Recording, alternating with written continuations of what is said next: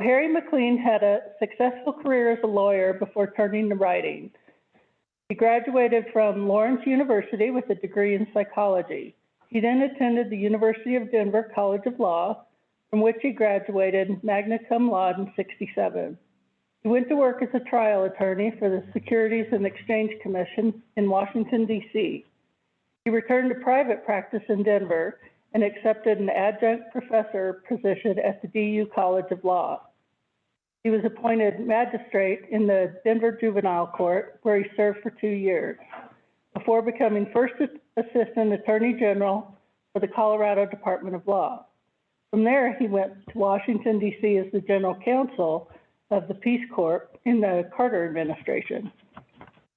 Harry returned to Denver in 1980 and was working as an independent arbitrator and mediator when he read the story of the vigilante killing of Ken Rex McElroy, the town bully in northwest Missouri. After reading what he could find on the murder, he drove to the small town of Skidmore and found the town wrapped up tight around the killers. Over time, MacLean made friends and became accepted in the community. He lived with a prominent Skidmore family and for the next 4 years researched the story. In Broad Daylight is the tale of McElroy's reign of terror, his murder, and the ensuing cover-up. The book won an Edgar Award, was a New York Times bestseller for 12 weeks, and was made into a movie starring Brian Dennehy, Chris Cooper, Marcia Gay Harden, and Cloris Leachman.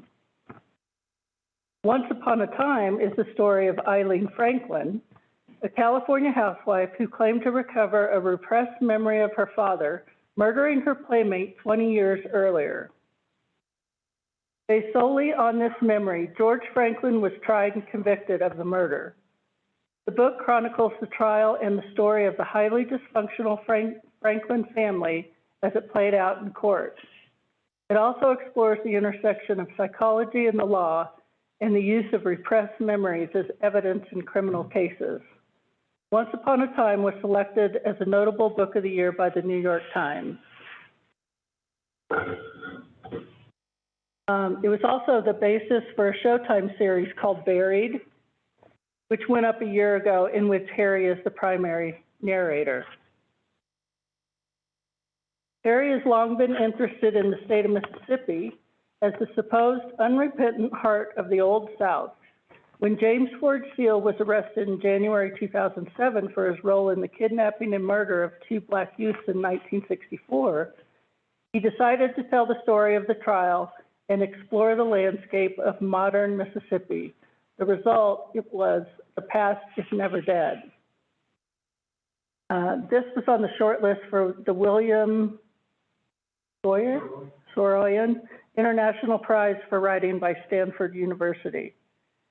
The book he's got coming out, The Joy of Killing, or no, that's not the new one, is it? No, The Joy of Killing, published by Counterpoint Press in 2015, was selected as one of 10 best novels of 2015 by the Denver Post.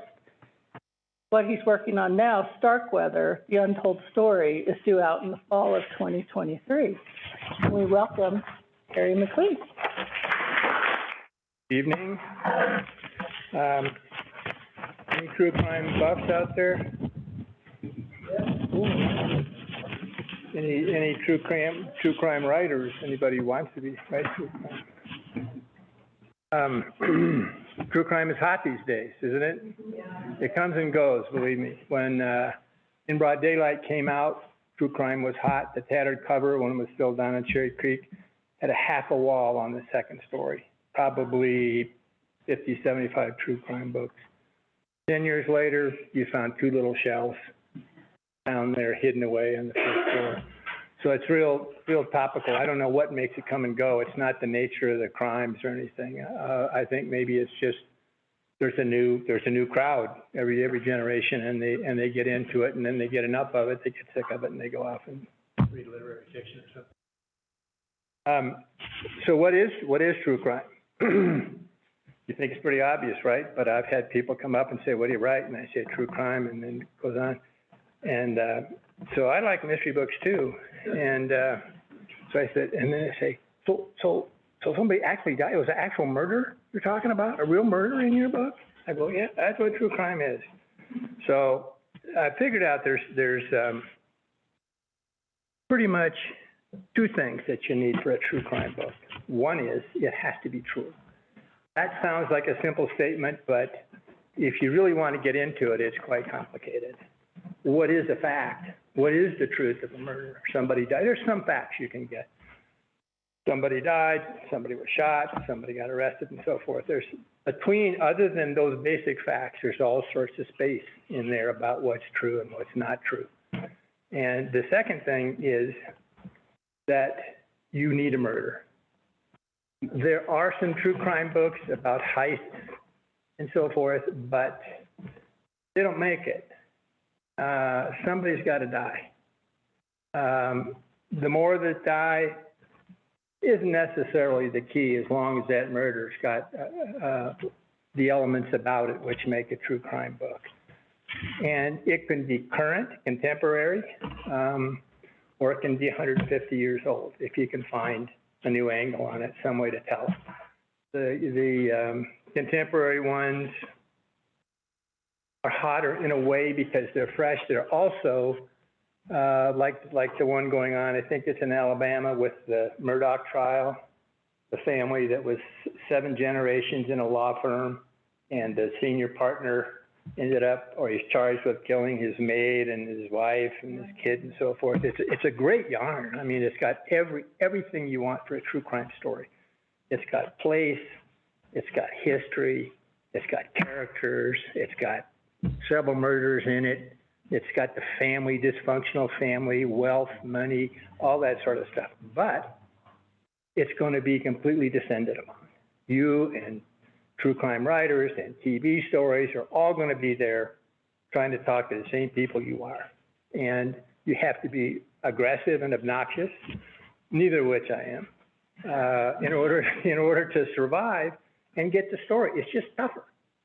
And there's people that are doing quickie jobs on it. They're going to do something tonight, or it's going to be a 10-minute thing on current affair or something, and they clutter and they screw up the pot.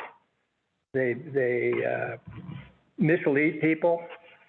They promise them money and don't pay them, and they write stuff that is totally twisted to what the people told them. And so if you get in that mix, half of your job is just going to be getting people to pay attention to you and see you as a serious person. And it's just a lot more work on it. I've never, on my books, I haven't run into that for various reasons. I mean, there's been some, but not too much. The older books, there's a book that just came out. You guys know Stephen White? His brother, who was a professor emeritus of history at Stanford University, just came out with a book about the killing of Mrs. Stanford. I can't think of her first name right now. She died suspiciously in like 1920 or 1915, and it's always been a subject of great debate how she died. And he was Stephen's brother. I can't think of his name either. Was a professor there, and he was just getting into history, and all of a sudden he started getting information about what in fact happened to her, and he concluded she was murdered. That got huge play, and yet so it kind of really undoes every shibboleth about true crime. It's old. The person wasn't famous. Nobody really cared about her, and you've got all this, all the other true crime stories competing with it, but it did quite well. It was quite successful. So when I was trying to get an agent for In Broad Daylight, a friend of mine was a friend of one of the biggest agents in New York at the time, Esther Newberg at ICM. And so I sent it to Esther. I sent a proposal, and she said two things. I remember one was, we think it's a good idea, but we don't think you can write it. That's okay. And the second one is, it's got to be about the death of a celebrity. And there are all these kind of rules about, and there are as many exceptions to the rule as there are stories adhering to it.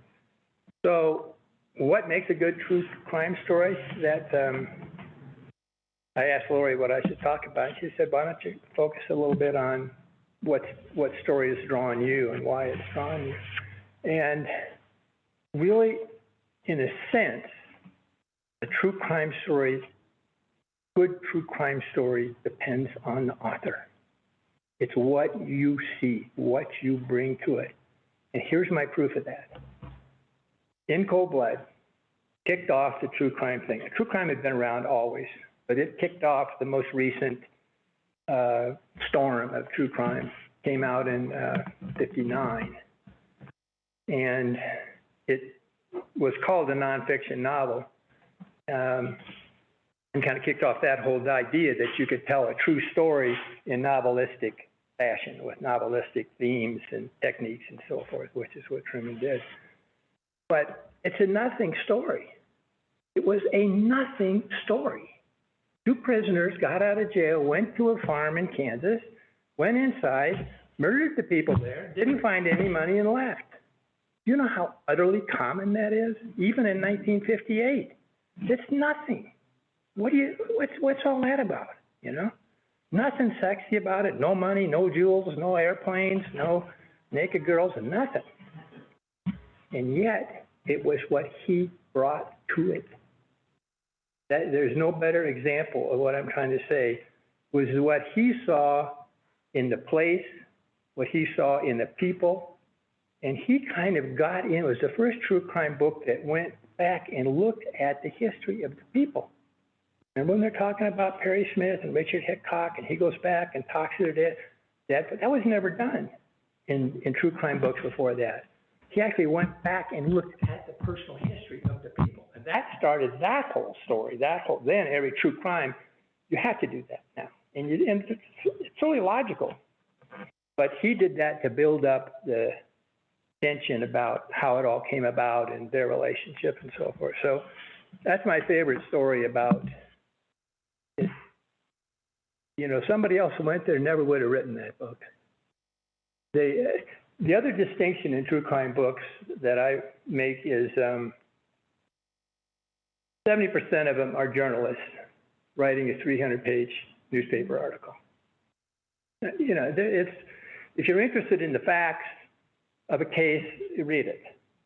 But to me, they're almost not real books because he's just, you know, reciting the facts. And they don't do well. They don't tend to do well unless they come out hot on the heels of a really big story. People are anxious for it. But you have to compete with TV now. All the crime series on TV suck up a lot of that interest. And if you're going to compete with that, if you come out with a book, if they know it already, you've lost a lot of the edge. It's almost better in a way to wait until that dies down, and then bring yourself to it. So it really is the author shaping the story, bringing their interests, their values, their point of view, their history to that story, and then that shapes the story. You can do the simplest story. I often had an idea that I was going to pick five small towns around the United States and just go there, 5,000 people, 10,000 people, North Platte, Nebraska. Just find a true crime story there, find the best one I could, and do that 5 different cities, and test that theory out. That if you really develop, you know, if you found things curious about the place, or about the people, or about the police chief, or about the affairs the police chief was having with the district attorney's wife, or whatever it was, my theory is you could do it. You could come up with a good story. I probably won't do it, but I like the idea. I don't mean to be too dismissive about the journalistic ones, but they're not revealing. You know, they don't tell you anything about the characters, and journalists hide themselves behind their work. They're supposed to. You're not supposed to see their personality there, and that's the way they write these books. They're hidden. You don't see the author. To me, when I read a good book, I'm from word one creating a picture of who the author is, even what they look like sometimes. but certainly what the personality is, what they're showing, what they're revealing. Fiction writers, if you pick up a good fiction writer's 5 or 6 books, you can pretty much tell what they're like, who they are, what they care about, what they're scared of, what they love, what they're, all that sort of stuff. A lot of them will go to some extent to kind of not reveal themselves, and that's kind of a game, I think, that the author plays with the reader. And that happens in the true crime world too. That's kind of my point with Truman. I mean, there's a short little guy from New York City rolls into Garden City, Kansas, and creates this huge. It's a great story. Let me see what I was going to do next. Okay, so yeah, Lori told the story of how I was one of those guys in college that told myself one day, I was going to write a book. I always figured it would be a novel. I wrote one thing for the literary magazine, the short story, and it was, see, there you got it. But then I went to law school, avoid the draft, and that drills any creativity out of you. 3 years of law school, most people never recover from it. Wick and I recovered from law school.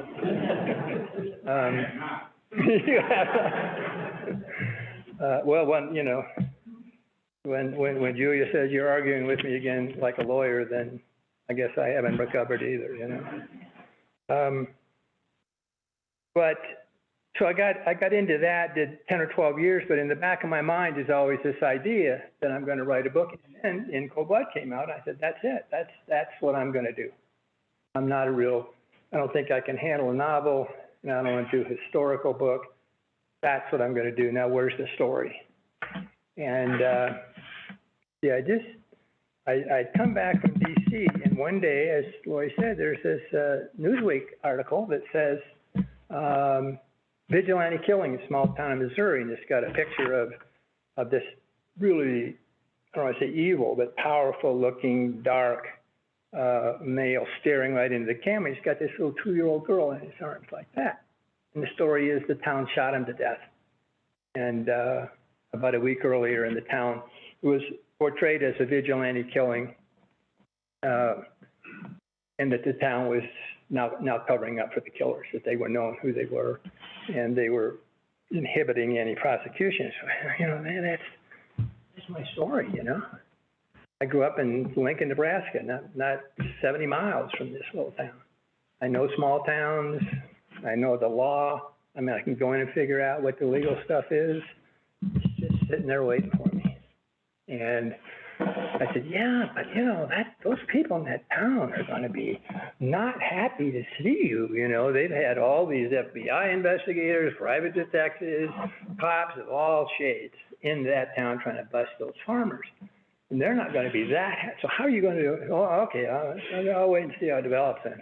And so finally, these grand juries meet, and they disband without indicting anybody. They haul all these farmers into the grand jury, swear them, and they just saying, I didn't see a thing. You were on the street, right? Yeah. Didn't see anything? No, didn't see a thing. You heard the bullets? Yeah, I heard the bullets. I jumped down between the trucks, and by the time I got up, there was nothing there. One after another. So then they come up with a federal grand jury in Kansas City. And I've run a federal grand jury before. I really could get you to turn on your mother or turn on your dog or anything. They're very powerful instruments. You're in a federal courthouse. You've got a big federal judge up there. You've got the whole FBI working for you, working for the judge and the prosecutor. I go, they take those 50 farmers down there and they put them in that room. And if they can't turn one of them, I'm going to write the book. I'll never, they'll indict them. Because it was clear from the stories that people knew who the killers were. There's no great mystery about it.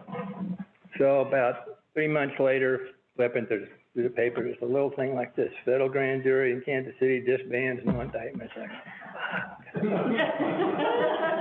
what have I done to myself?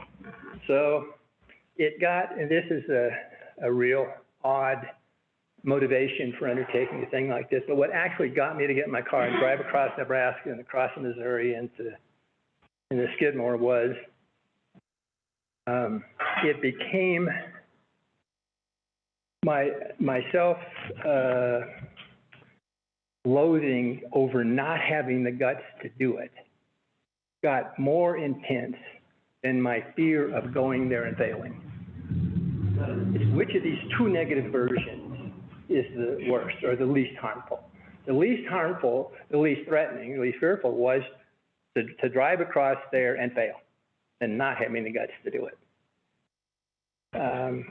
So I did it, and I won't go into all that story, we got to move along, but that's what got me about it. What I like about the stories is place. Place was really rich, really, really rich. This little farming community, 450 people, kind of off all by itself in the rolling hills in northwest Missouri, which was, don't forget, a slaveholding state. And that plays into the story a lot. It's a lot like Arkansas. It's a lot like northern Arkansas. Not in the sense that I'm not calling anybody racist, but in terms of the culture and the independence, and we don't like a lot of government in our lives and so forth, was very critical how this guy ran free for 20 years. So the place was very rich. The story was rich. It had three themes. His reign of terror went on for 20 years, never prosecuted, murder, rape, arson, everything in the book. Judges resigned, prosecutors left town, police would not go into town if they found he was in there, they'd leave. And so how'd that happen? How'd the killing happen? Was it a group killing? And the third was the cover-up itself. What was the nature of the cover-up? So the story itself was rich. You had the law failure. I mean, it was so many aspects to it. And so I got terribly involved in it. And let me talk a little bit about the process of investigating it and writing it. First of all, it was then and it still is boots on the ground operation. You got to get out of the chair, out of the house, and go down and track people down. Get on the phone, track them down that way. There's a lot of different ways to do it now than when I wrote this book, but you have to get out. It's face to face to face to face. It's developing relationships with cops, with victims, with prosecutors, with observers, with judges, with neighbors, everybody. You have to go out there and sense it. You can't read it in books. You can do stories that are 100 years old from books. They don't feel the same as if you've gone out there and talked to those people and sat in their kitchen and watched them cry when they tell you about it, or go to the tractor pulls, and be a judge there after having been in the town for 2 years. So that's the key part. And the funny part of it is, okay, that sounds like a extrovert, right? Somebody who likes people, is good with people, friendly. I'm a dyed-in-the-wool misanthropic introvert. And the interesting part of it was, it actually forced me out of that. I mean, I would stand outside, I would park outside these farmers. I'd go out and find them. Back then, half the roads weren't marked in northwest Missouri. I'd find them, and I'd sit out there for 25 minutes trying to get the guts up to go knock on their door. And that's the whole story too, about how I eventually got able to do it. But one of the benefits of it is you rumble with this introversion because you can't stay there and get the story. You have to get out. You have to risk being rejected. You have to risk not being able to get the information that you want. And the payoff is, first of all, it's interesting. You are entitled to go up and talk to anybody in the world. The president of the university, the garbage man, the farmer, his wife, the gas station owner, the sheriff. You can walk up to anybody. How else in the world are you entitled to do that and be taken seriously? That doesn't mean they'll always talk to you, but it's a legitimate for you to be there. And particularly in the second book, I was roaming all over the economic structure, the class structure, and that's a blast. I mean, I'm here writing a book that, and I want to talk to you. That's a great opening for a lot of people. So that book, the other point I wanted to make was, in every one of the true crime books that I've written, there's one psychological thriller, joy killing. In every one of those books, there's been somebody, what I would call an angel. There's been somebody who, or an ally might be a better word, that I didn't predict, I didn't see coming, that hooked up with me, that became a source of information and support for me. And I could never tell who it was going to be. Somebody at some point always comes forward and for one reason or another starts opening doors for you, giving you phone numbers, taking you to parties. That's a really interesting part of it, because I saw it in the first two books. I thought, this is weird. It happens in every book, and I can't predict it. And that person, that's one of the things, who that person is going to affect the book that you write. Because you're going to see the people that they know, you're going to hear the stories that they can tell. But it'd be somebody else, that would impact the book as well. So the good fortune I've had as a true crime writer is that I write only books about crimes that interest me. I don't go out, I never sit there and say, okay, it's time to write another true crime. I've got to go out and do it. Something catches me about it. And that for me is necessary. I don't think somebody could say, here's a contract, go write a book about this bizarre killing in Biloxi, Mississippi. If I didn't connect with it, I don't think I'd do a very good job. It would probably be like a journalistic version of it. So the ones that I've written, something in there has gotten a hold of me. That's what drives me and motivates me through the whole process of investigating and writing it. And I'm very grateful for that, because a lot of people, if they get multi-book contracts, they got to crank out one a year, or they think they've got to write one every 2 years. And very seldom are they able to keep up the quality year after year after year. So I've benefited from being able to keep doing legal work and write a book when that book works for me. In the second one, I won't go through them all, don't worry. The second one, the whole repressed memory thing, that happened right when that whole thing was hot. There was satanic abuse, all that stuff was going on. And it was full of hysteria. In the middle of it was this repressed memory notion that you could be traumatized as a kid and forget it. And you could get it back as an adult and run it like a video. And it was true.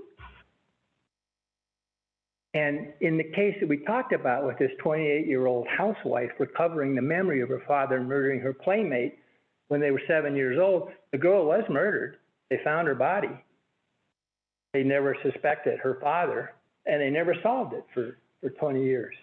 She's looking at her daughter, who looks like the girl that was murdered. They were playmates, and starts to recover this memory of her father murdering her playmate. If it makes sense in a way, there's absolutely no science to support that. There never has been science to support that that's the way the memory works. Memory is a process. It goes on constantly. Every time you tell a story, you change it. Things come in, they drop out, they get emphasized, they get forgotten. But how could you create something like this out of whole cloth? That's a whole nother discussion. But that's what got me about this, was that they've taken this, because I did have a degree in psychology. They've taken this concept of repression, and that was the only evidence against the father. Nothing else. Nothing tied him into it at all. And everything she said, she could have learned from the newspapers 20 years earlier. And yet he was convicted of first-degree murder based on her testimony. What a great story. And That one, the place was totally irrelevant. It was Foster City, California. Who cares? Just another, base south of San Francisco. It really could have been anywhere. But the people and the theory of it was absolutely captivating to me. And it kind of goes on, and it is, if you guys have Showtime, it says, as already mentioned, you can watch it on, it's called Buried on there. It's spun on after the conviction. I won't go through all the permutations of it, but he ended up getting released about 7 years later, and was ordered for a new trial. The new trial did not happen because one of the witnesses, the key witness, was thought to have lied about whether she was under hypnosis when she got the memories back or not. And so they didn't go forward with it. The last one, the Mississippi book, once again, it was something that connected with me personally. And that, I know I'm repeating that, but some interest of mine. And in this one, I'd always thought about Mississippi because Mississippi is portrayed the same now as it was 40 years ago. This hellish, racist, murdering, bombing, killing place. And I knew it couldn't be that way. I don't know if it was better or worse, but I knew it couldn't be frozen in the time of Mississippi burning. Nothing in this world, in this day and age, can freeze like that. Everything's changing. I kept waiting and waiting and waiting for a story. I even got so hard up at one time I was going to join one of these teacher corps and go down there and teach. And that would have been a disaster. But finally, there's this little thing, James Ford Seal, charged in 2009 with murdering two black youths in 1964. Just about the same time, about a month away, when the three white kids from New York were Schwerner, Goodman, and were murdered in eastern Mississippi. So it was all caught up in that whole time period. And when they tried Seal, it was the 7th attempt by Mississippi and Alabama, I think one other southern state, that were trying to redeem themselves by going back into the 60s and prosecuting people. So far, they had a 100% conviction rate. So this was the last one. So that story is good. The setting is so rich. I mean, it's so rich, and the story was good. I mean, Seal, yeah, he did it. He was convicted on the testimony of one of the people who did it with him. And he was very suspicious. So I'm going to tell you two funny stories about that, and then we'll see if you got any questions. But in terms of the richness of the place, I wound Emmett Till into it too, because his story is so prevalent in Mississippi. You can use it to tell other stories through. And so I spent a lot of time in the Delta, and that's 90% black. And if you grew up in Lincoln, that's like a whole nother world. I remember one or two black players on another midget football team. That was about it. So I'm running around the Delta with a county commissioner who had been around when Emmett Till was murdered.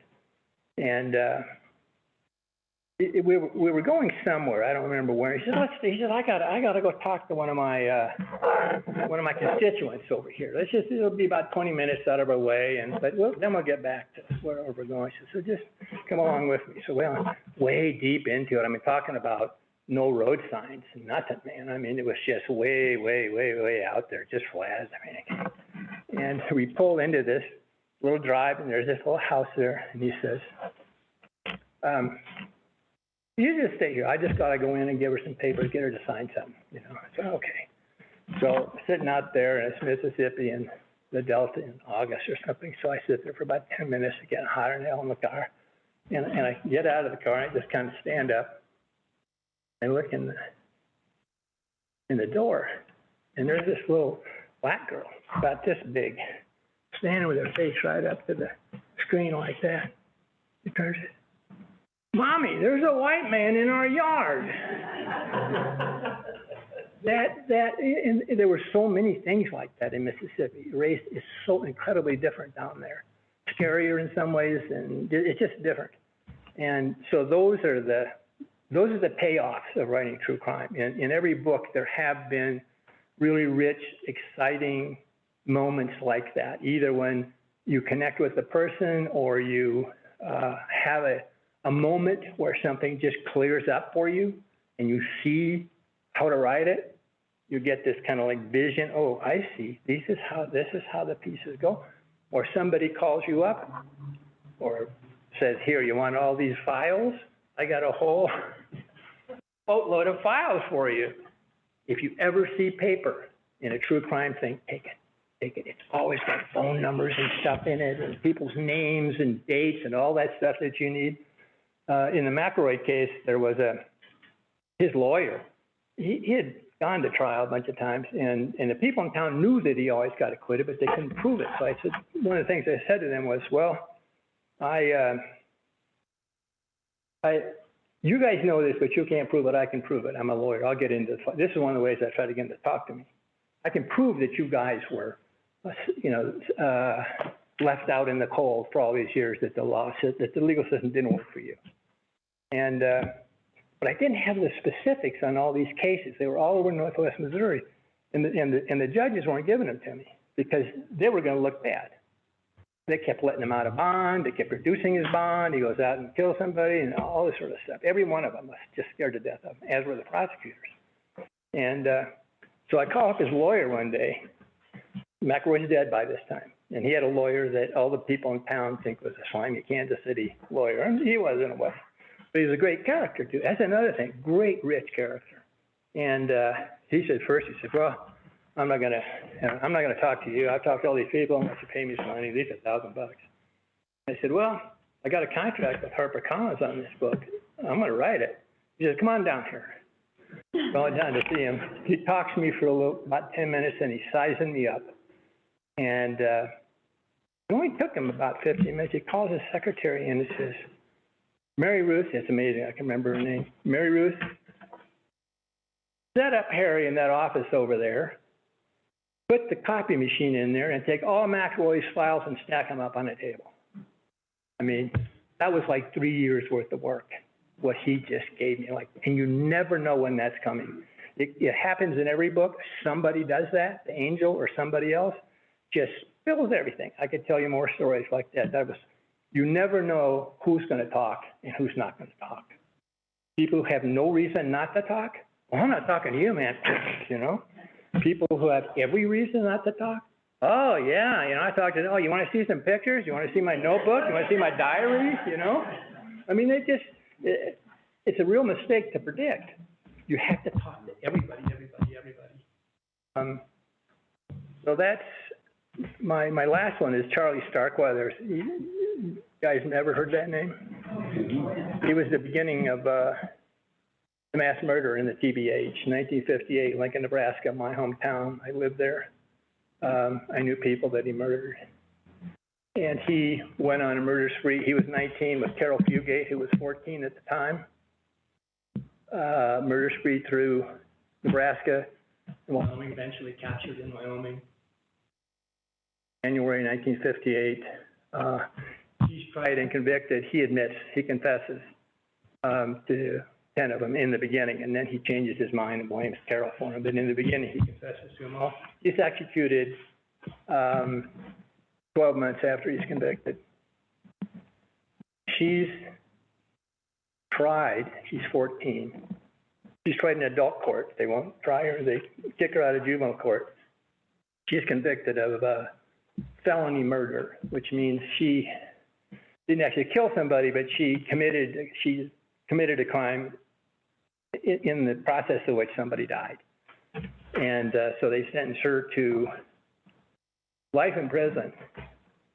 No, listen to this. They arrested her at 14. They put her in a mental hospital because they didn't have juvenile facilities. She's not treated. She just sticks out there for 8 months until her trial happens. She is never psychologically evaluated, ever. Nobody ever talks to her. No psychologist, no counsel, no social worker. Nobody. She comes in there charged with that at age 14. Her parents are now dead. She's got a grandmother. She is all by herself, and her sister is there, but she's a whack job. And so you have this, you know, it's what the book is about, but they charged her with first-degree murder. She could have been executed. And that they said, here are the facts, convict her or acquit her. If you convict her, you can either kill her or give her life in prison.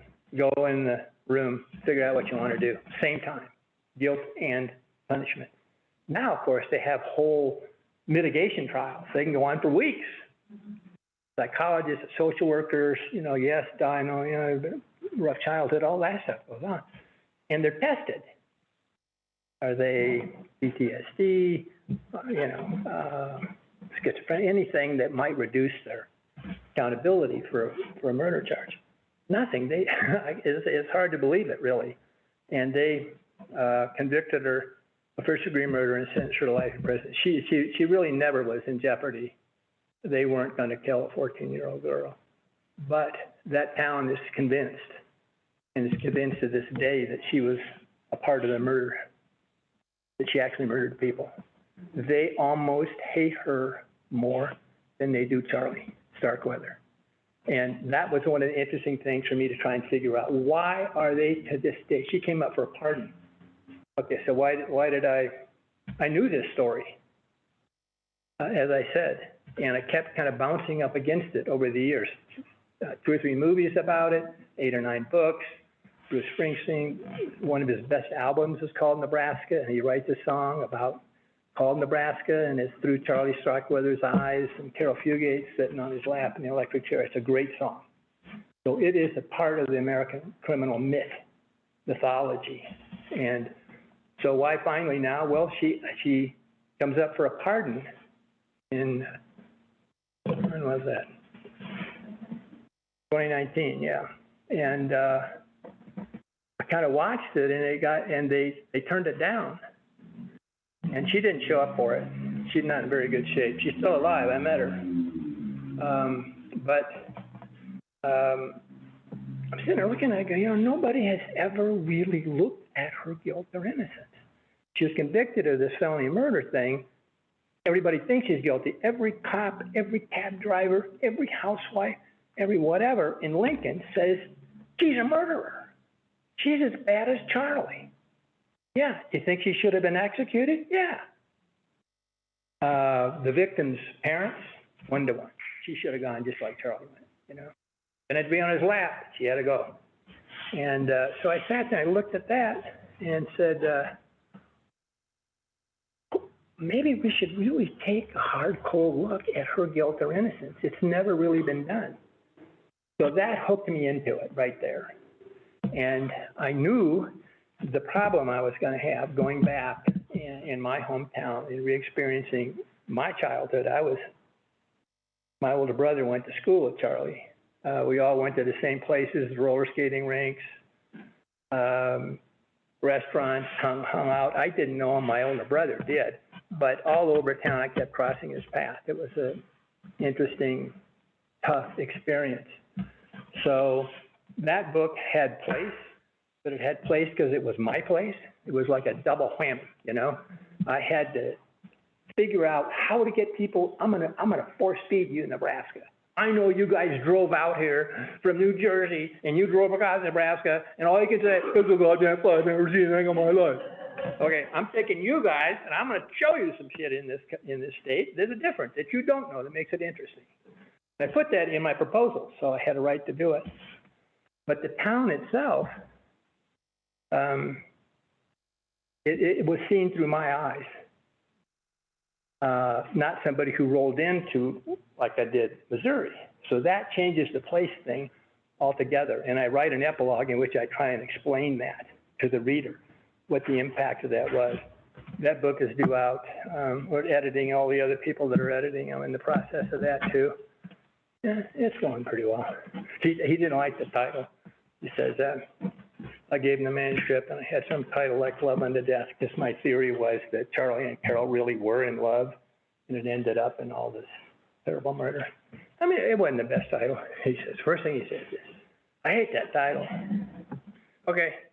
I said, what do you like? And he says, there's only one title. And all right, tell me. He said, well, we got like a Nebraska scene, you know, like kind of a gloomy farm scene with a windmill in the back or something like that. And right across the front in big letters, either gold, red, white, black, whatever, one word, Starkweather. And I go, you're absolutely right. That's absolutely the title to this book. What else could it possibly be? How are you going to beat Starkweather, you know? The name itself. So then I said, the only thing I want to do with that is I'm going to add the untold story. He says, great. That's always a good one. So that piece is out of the way. We're, you know, hacking our way through it now. He's reasonable. I'm ultimately reasonable. And who's laughing over here? So that's kind of my wrap on true crime. Anything, questions? Great.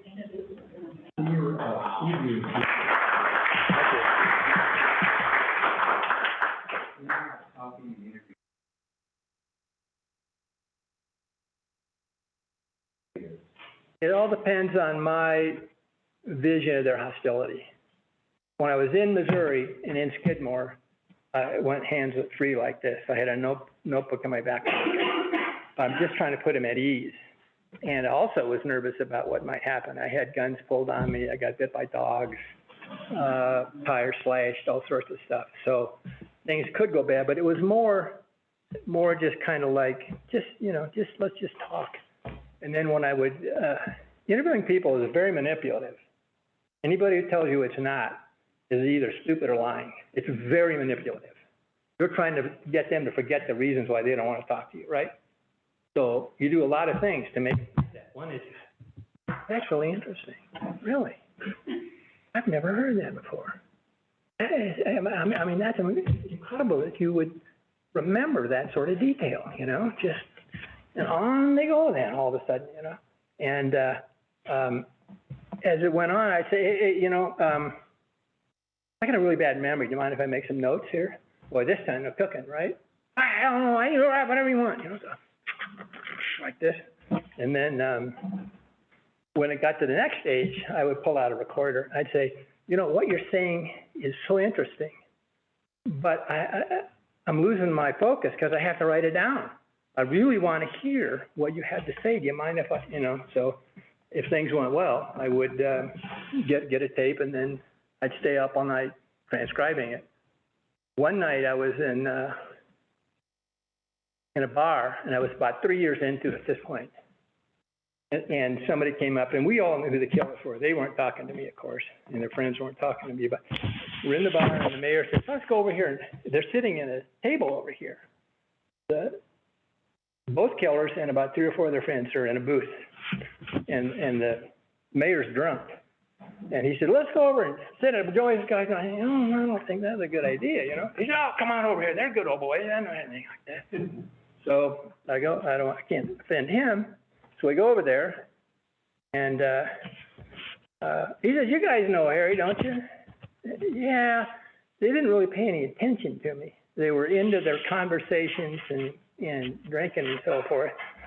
So we sat there, and they start, well, first of all, it's a round of beer and a shot of either tequila or peppermint schnapps about every 12 and a half minutes. And you either drink them all and buy your share, or you get out of there, because you're shining a light right on yourself, right? So I'm sitting there going through getting drunk with them, just like they are, buying my rounds and drinking them. And finally they start to talk about what happened to the weapons after the shooting. 22 and a 30-30 were what was used to kill McElroy, was through the back of his head, through the back of a truck and through his head.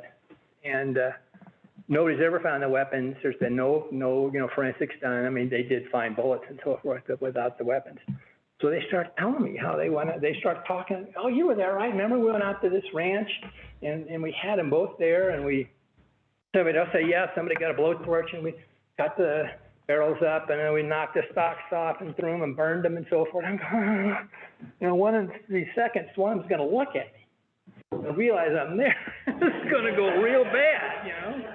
So I keep on going. Meanwhile, I'm going about every 15 minutes, I'm running off to the restroom, getting a piece of paper out and writing out like a keyword, which I had learned to do by this point. I could use one keyword which could remind me of a whole paragraph or a whole scene. I'm going in there, I can't take, it's a ratty little place at the end of this bar, it's just disgusting. I'm going in there and writing down one or two keywords, not taking too much time, coming back out, sitting down and listening to the rest of it. And they never did. They told the story and I kept buying more rounds and everybody gets drunker and drunker. The problem was I had to drive home 16 miles over northwestern Missouri Hill. To go like this too, at the same time, just hammered. I made it. I thought, I better write this stuff down now because my hangover will be so bad, I'll forget everything. So all night, I'm up till 5 in the morning typing all this stuff up about these guys and my experience in the bar with them. Anyway, so that's kind of the interviewing thing. Yeah, whatever I think I can get away with. If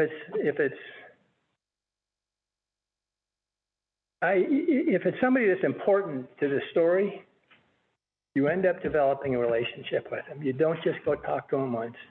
You go twice. You go 3 times. They start to trust you. You go for a walk along the beach or whatever, and you become, you know, everybody kind of knows what the deal is, but you're kind of putting them at their ease, and somewhere down the line, often, it's when it hits, when everything has relaxed, and they'll start to tell you what it is that they've been hesitating to. Cops are great. Cops are the best people to interview. First of all, they love to drink. And they love to, you know, be cops, be successful homicide detectives.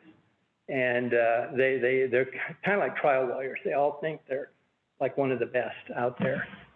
And they see themselves in a true crime book, as long as they can do it and not get in trouble. But in the second story in California, I ran around with the 2 cops. I mean, a lot. Drinking at their house for dinner, swimming in the ocean, all sorts of stuff. They became very much a part of the story. And so when she was convicted, they went with the cops and the DAs went to a bar to celebrate, and I'm there right in the middle of it with them, just like I was part of the gang. Cops are really, will always talk. Bruce? Yeah, I was going to ask about how much you, I guess you have doing a little bit of how much you interject yourself into your stories. And I know I read the same site, but it was many years ago, and I've forgotten the details. To what extent did you put yourself in the story?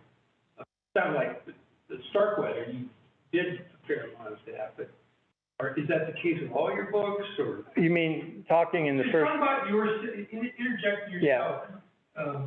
A good example, have you read The Holly, which is the one set in the new book that's... I've read about it, I don't remember it. Okay, but the person who wrote the story, kind of like you, he had lived in the neighborhood, he lived in that area, he was gone, he came back because of the case, I don't know all the details. You don't hear much about him for a while, but as the story goes on, as he does exactly like you, he's getting to know everybody, and finally we start picking up more and more interjects himself, talking about meeting with people and himself in the story. I'm just curious to what extent. I didn't do that in any of my books, in any of them. In Broad Daylight, I had just an instinct against talking about myself when I'm telling the story. It seemed like a unnecessary intrusion. But what happened was the people, the reading public, got as interested in how I got the story almost as the story itself. So I wrote a follow-up book called The Story Behind In Broad Daylight, which was how I did it all, and the investigations and all that stuff. So I got another book out of it. In Starkweather, that was a big debate, whether I was going to be in just because of my background there. And I sat on the Edgar committee for fact crime, they call it, true crime 1 year, and I got to read about 10 books. And one of them was the Rockefeller guy, the guy that imitated being a Rockefeller around the country. And now that was one that wasn't a murder, actually. It was really well written until one day he says, he writes in there, I'm sitting at the breakfast table talking to this guy, and I blah, blah, blah, and I blah, blah, blah. And I said, why don't you get the hell out of the story and tell us the facts? I mean, and I booted him for it. That was so intrusive to me, you know, I put him at the bottom of the pile. So that being a bias I had, I didn't want to inject it. I think you can, so what I've done is written an epilogue, which tells that story separately. My guess is the reader will sense it, because I know too much, you know. I don't know how to say it, but it's too intimate. Some of the things I tell about the story and about all the setting and everything. I think they'll suspect it, and then there it is in the epilogue. And the editor says, his first reaction to it after hating the title was, my favorite scene is the execution scene. You did a great job on the execution. And the other is your epilogue. I really like the epilogue. It's a great piece. Which one you like better, the execution scene? An 8-page execution scene, because we had an executioner that they hired from Iowa and brought in. And they put the execution off 3 times, and he's on his way, and they tell him, I said, I wonder if he gets a cancellation fee. But you can see him, it's a made up, it's a storeroom in the basement of a prison. They got an electric chair that they made in 1914. It killed like 12, 14 people. And people are going to watch it, and it's just like a chair with one light bulb hanging over him like this. And you can see the executioner. Charlie can't see the executioner, but the people in the audience can. So I got this great description of him. He's about 5'8". He's wearing blue pants. I make the reader see him, you know. You think you don't like this scene? Yeah, you better shut this book right now, because I'm taking you right through it, and we'll see what it's like. And the short sleeve shirt, you know, blonde hair, thin, and so they hook Charlie up. This is now about page 5 now, and the warden nods at the guy like this, and he goes, like this, and a guard goes out, not the doctor, with a stethoscope, and the executioner says, "Is he dead yet?" The guy goes, I think so. He says, "Well, let's try it again." How about now? Is he dead now? I think he's gone. Well, I'm gonna try it again. Bam! 3,000 volts, 3 separate times, and he's jumping. He says he's jumping like a puppet in the chair. So, I mean, do I have the reader by then? If they're that far, I've made them live through that execution. I loved it. And that was his favorite scene. Maybe not so much anymore. But, and that was because one of the newspaper reporters there, and he now lives up in Fort Collins, and he had detailed notes of the execution scene. So there's always somebody who's done the research, a lot of it. Like if you're trying to look back, somebody has done genealogical research in that family. You just have to find them. Anything else? Yes, sir.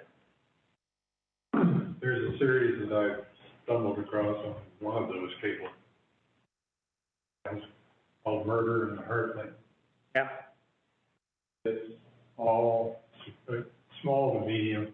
You know, sometimes it's a suburb, but you know, they're all small municipalities. Some of them tiny, some of them rural, mostly. Mm-hmm. And you know, I've never really, you know, they typically solve it, and I'm always impressed with what a good job these small town cops do. Mm-hmm.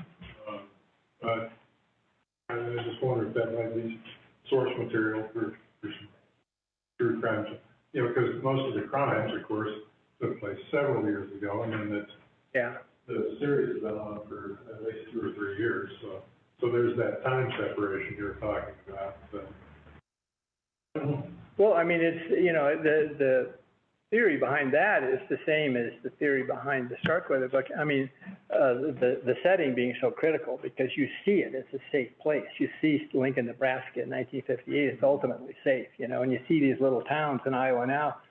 So the crimes are more shocking, and the people can be every bit as murderous, insidious, devious, whatever, as they are in New Jersey. You know, I mean, you think that they're all kind of open and out front. They can be every bit as duplicitous and vicious as anybody else. And that's kind of one of the shocks, is when you see these nice-looking people are doing these horrible things, you know. Turns out motives are pretty universal. Yeah, yeah. There was a series called Murder in Heartland, which was the Starkweather story. And it starred Tim Roth. Remember Tim Roth? The first movie made out of it was called Badlands. It came out in '73. That was Martin Sheen and Sissy Spacek's first movie. I mean, first serious movie. That's on YouTube. And also, the In Broad Daylight movie, also called In Broad Daylight, is on YouTube. If you want to watch it. Buy the book first and read that, and then watch the movie. Thank you. We have one more question. One more question. We have one more question from Oh, sorry. who's online. He said, I'm curious, did you help write the scripts for the screenplays? If so, what was that process like? And did Hollywood want to change the story or stick to the information in your book? Do I look at you, or do I turn and look at them? Well, she can see you from this, so she's Just like this, you mean? standing here. So, yep, Okay. like you're addressing the room. Okay. I didn't write the script. Some great authors have floundered on that rock before, and have gone down in flames over it. And I wasn't about to, plus I have no skill, no background. I don't feel like I could write a script, so I didn't even argue for it. And if you do, the way they sell the movie is, here's our screenwriter, here's our star. And if you say, here's the unknown person, you know, screenplay author, you're going to just make it all the harder. So In Broad Daylight, the movie wasn't bad. It was supposed to be, it was a TV movie. It was supposed to be in two series. The first series going his reign of terror. Second series is execution and the rest of it. They scrapped the first reign of terror, 2 hours. And so, and without that, you don't know why the town had to kill him. So I thought it's a disaster. But Brian Dennehy was so incredible. He had people scared on the set. He, honest to God, did. He'd walk around with a shotgun half cocked like this, and he put black contact lenses in. He came around the corner at me, and I thought, I'm talking Ken McElroy. And he would sit by himself over there, and people wouldn't have anything to do with him. And he made people buy it, because when they told stories, so they had to recreate all his reign of terror in stories, people telling stories. But then you'd see him and watch him and listen to him, and somehow he made it all believable. He basically saved the movies. The documentaries are a different creature. They're supposed to stick to the facts, but once again, they can. So everybody selects out facts. You can't tell all the facts. And the style they've used in. There's a new documentary on In Broad Daylight too, coming out next year. And the style they now use, which is what you've probably seen most, is just people talking. There's no voiceover. It's not people talking back and forth. It's one guy on the camera at a time, and you don't even hear the question. He just talks, and that's what we did in Buried, and that's what we've done in the new In Broad Daylight thing. That's the new style. That's why almost all crime documentaries. Well, that's not true. There are a lot of them where they reenact it and stuff. God, I hope they never do that with anything I've read. But anyway, thanks. Appreciate it. Thank you.